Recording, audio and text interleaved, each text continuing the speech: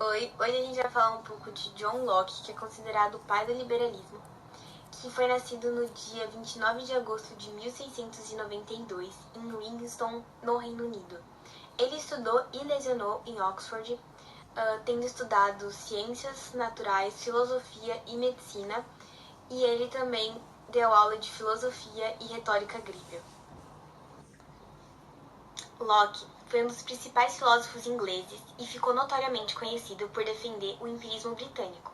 Além disso, ele foi um dos teóricos do contrato social e também defendia a liberdade e a tolerância religiosa. Com o passar de seus estudos, ele acabou sofrendo várias influências de pessoas diferentes e nomes importantes da época, como Francis Bacon, René Descartes, Thomas Hobbes, Aristóteles e Platão. O filósofo defendia a ideia de que o ser humano é um ser livre por natureza, e além disso, ele foi um dos principais defensores do liberalismo, que acabou ganhando força com o movimento iluminista do século XVII. Ele foi o crítico da teoria do direito divino dos reis, que era defendida por Hobbes, mas ele não era exatamente iluminista. Ele só acabou pegando alguns traços do iluminismo devido às suas influências da época. Ele também foi um dos primeiros teóricos a apresentar a ideia dos três poderes, dividido em executivo, legislativo e judiciário. Por mais que muitas vezes descreviam Locke como uma personalidade calma, ele foi um dos principais opositores do regime absolutista inglês, e mais tarde os seus argumentos foram usados a favor da liberdade individual. Uma das suas principais contribuições como pensador político foi a relação entre governantes e governados. Liberdade é a independência absoluta e legal de um indivíduo. Para John Locke, todo indivíduo nasce com direitos naturais que não podem ser tirados de si. Ele dizia que o homem é anterior à política e à sociedade, ou seja, a sua essência natural sempre deve prevalecer. Quando Locke fala a respeito da liberdade humana, ele automaticamente está fazendo uma crítica ao regime absolutista, aquele em que um único rei tem todos os poderes em sua mão. O filósofo ia contra toda e qualquer política que desrespeitasse esses direitos já falados anteriormente. Relacionando com a história, essa crítica marca a Revolução Gloriosa, uma das revoluções inglesas que ocorreu no século XVII e foi a que marcou o fim do absolutismo.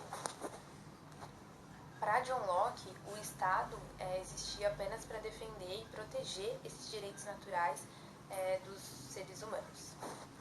Mas, de maneira consentida, o homem acaba cedendo algum desses direitos para o Estado para proteger e garantir mais ainda esses direitos e outros direitos também. A relação que pode ser feita com a lei é que sim, a lei limita o homem, mas é só com ela que a gente vai conseguir fazer com que ninguém atrapalhe e desrespeite os direitos naturais de ninguém. Ou seja, a lei impede que alguém interfira nos direitos de outras pessoas. Seus ideais sendo criados há anos atrás, de acordo com o contexto em que vivia, ainda podemos fazer comparações deles com hoje em dia. Para John Locke, o ser humano é como uma tela em branco, ou seja, conforme o tempo vai passando e a vida dele vai se prolongando, esta tela em branco vai sendo preenchida de acordo com seus conhecimentos e experiência. Para ele, a base dos conhecimentos vem através dos sentidos, ou seja, audição, visão, tato, entre outros. Um bom exemplo disso, dessa aplicação dos sentidos, é na própria escola, onde, através da nossa audição, nós escutamos o que a professora está dizendo. E assim, guardamos na nossa mente o que está sendo dito, para assim podermos debater e transformar numa forma de conhecimento o que está sendo dito. Outro exemplo, agora utilizando a visão, é quando pesquisamos.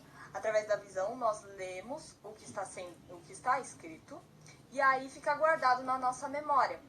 E aí sim a gente aplica este conhecimento que a gente leu na internet. A audição e a visão são os meios mais comuns de adquirir conhecimento, mas nós também podemos utilizar o tato, por exemplo. Vamos dar um exemplo agora. Quando você é pequeno e você toca em algo muito quente, por exemplo, um fogo, você, através do tato, descobre que isso machuca. E isso vai ficar gravado na sua mente. Querendo ou não, isso é um conhecimento. Algo muito quente vai te machucar. Assim, no futuro, por exemplo, quando você for para uma piscina quente, você irá primeiro colocar sua mão dentro da água para ver a temperatura, sentir a temperatura no caso. E você está aplicando o conhecimento que você aprendeu, adquiriu através do tato há anos atrás. Outro exemplo, outro ideal que podemos ver hoje em dia é a ideia de que todo ser humano ao nascer tem o direito à liberdade, propriedade privada e sobrevivência, se eu não me engano. Em relação à liberdade, nós podemos ver isso claramente na ONU e outras organizações em vários lugares do mundo. Podemos ver isso também em leis e em formas de governo, para que assim a sociedade possa ter seus direitos garantidos. Estes são alguns exemplos de situações em que utilizamos esses ideais de John Locke hoje em dia, para deixar bem claro que mesmo sendo de anos atrás, ele não é tão ultrapassado quanto parece, e que seus ideais podem ou não ser atemporais. A finalidade da lei não é abolir ou conter, mas preservar e ampliar a liberdade em todas as situações de seres criados aptos à lei. Onde não há lei, não há liberdade. Na primeira citação, John Locke deixa explícito que o Estado tinha que intervir politicamente para que contenhamos e mantenhamos a ordem social, a sociedade. A necessidade de procurar a verdadeira felicidade é o fundamento da nossa liberdade. Já na segunda citação, para John Locke, a verdadeira felicidade teria uma relação com ser livre, com tornar-se livre, ou seja, a liberdade. Porém, mais que isso, John Locke esperava que cada indivíduo, que cada ser humano desenvolvesse um dia a sua própria natureza intelectual. A liberdade do homem na sociedade não deve estar edificada sobre qualquer poder legislativo, exceto aquele estabelecido por consentimento na comunidade civil, nem sob o domínio de qualquer vontade ou constrangimento por qualquer lei, salvo o que o legislativo decretar, de acordo com a confiança nele depositada. Já na terceira citação, a lei não estava nas mãos do poder legislativo, e sim ela provinha de um decreto divino. E todos os homens da luz da natureza iriam perceber esse decreto divino e eles iriam interpretar isso através da razão.